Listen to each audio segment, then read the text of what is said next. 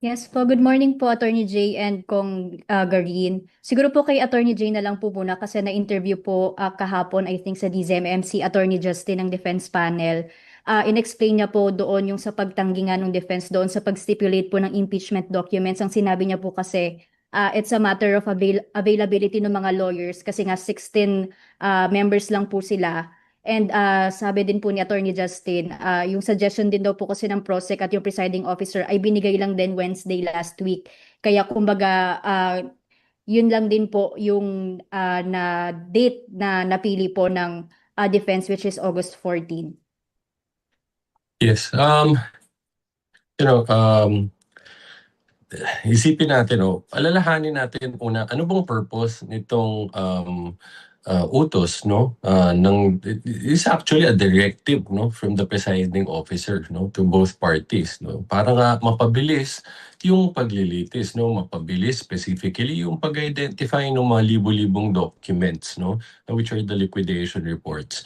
Ang sabi niya, sinabihan niya mga parties na mag-meet kayo before the clerk of court, no?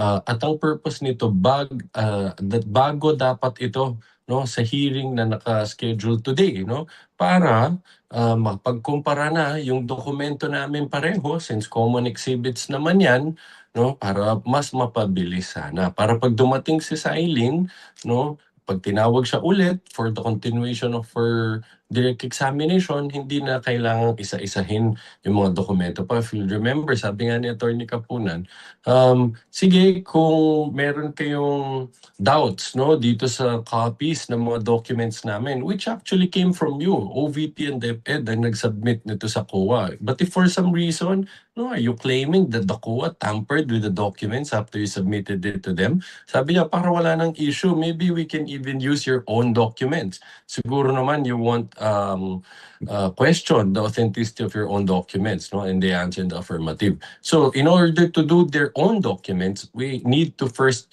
compare our documents with theirs, no? Pag nakita na namin walang problema, pareho dokumento, then kung hindi pa rin sila mag-stipulate na gamitin ang dokumento namin, gamitin namin dokumento nila. So now, which brings us to their answer, no? I'm glad that they admitted that.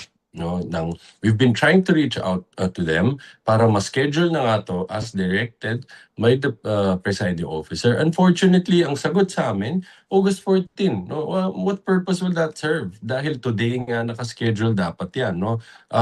Yes, sinabihan ng Wednesday, we had more than enough time, no, to schedule it last Thursday or Friday. No? O kung weekend sila, baka napakiusapan pa namin ng Senate clerk of court staff, no, na ma-accommodate kami tulad nung dun sa pre-trial, we were making that request kung kailangan, no. Yung answer na hindi sila sapat, well, sabi na nga niya 16, no, 16 lawyers, no, ang officially nag-enter ng appearance dito. Hindi naman kailangan buong team sumama dyan para lang mag-comparison ng documents, no. And I'm sure they don't want to make it appear that they're not prioritizing the impeachment case of the Vice President, no? So, again, tulad ng sabi namin, ayaw kong sabihin na sinasadya nila na i-delay itong proceedings na to. But nagiging malinaw, magmula dun sa actions nila dun sa pre-trial, no? Pati nakita naman natin dun sa pagpresenta kay Attorney Wamil and kay Silene, itong ginagawa nila, sinasadya man o hindi, nakaka-cause talaga to ng delay. So we'll probably bring this matter up, no, in the next hearing, and we will see how the presiding officer will appreciate it and act on it. Thank you po. And for my last question, and then mag-round 2 na lang po ako siguro later. Yun naman po sa sub-judice comment po ni VP Sara, yung bending the law rather. Ang sabi po ni Attorney Justin na hindi raw po part yun ng sub-judice and nangyayari daw po talaga sa ordinary cases yung where a litigant party can always express his or her sentiments po sa mga nangyayari sa kaso. Okay, no.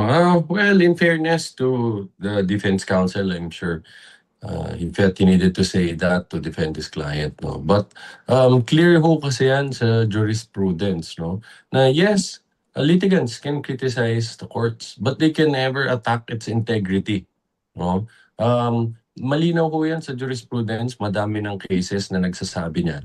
If a litigant attacks the integrity of the court, that actually constitutes not just violation of the sub judice rule, but even an act that's considered as a contempt of court, no, or contemptuous.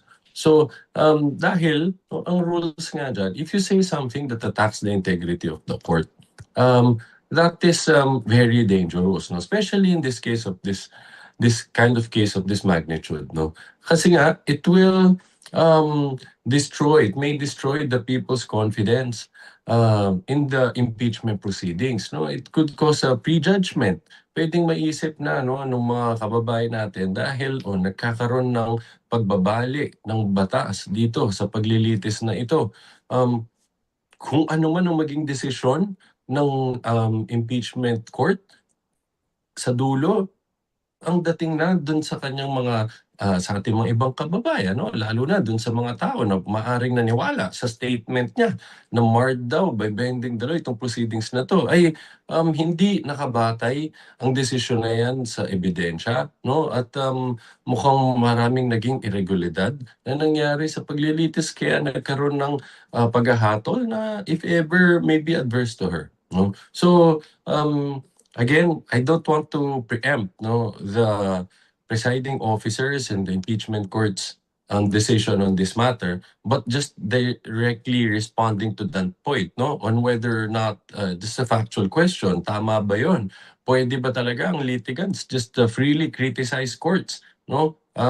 Definitely, that is not aligned with what has been established under the jurisprudence. But just the same, hayaan natin ang meron namang authority dyan, no, para suriin yan at timbangin yan at magkaroon ng desisyon if it constitutes contemptuous conduct in a violation of the sub judice rule, presiding officer and ultimately the impeachment court as a whole. So we will leave it to the sound discretion. Thank you po, Attorney Jay. Thank you po, Sir Roy. Yes, Garin, you have something to say about that? Nasabi na ni Attorney Tolosa, no? So again, mas maganda sanang wala ng delays. Alam nyo, pag may katanungan, saan ba napunta ang pera ng taong bayan? Saan ba ito ginastos? Importanteng masagot yan. At kapag nasasagot yan ng isang opisina o ng isang opisyal, yan po ay magandang maipakita sa publiko. Pero kapag inaayawan natin at pilit natin nililihis, o kung ayaw nating sagutin at hinahanapan natin ng maraming teknikalidad, tila mapagkakamala na may tinatago. So again, maganda sanang mapag-usapan ito para yung mga alam na natin, andyan na yan. Yung mga katanungan na wala pang sagot ay masagot. Salamat po, Yes, Garin. Now,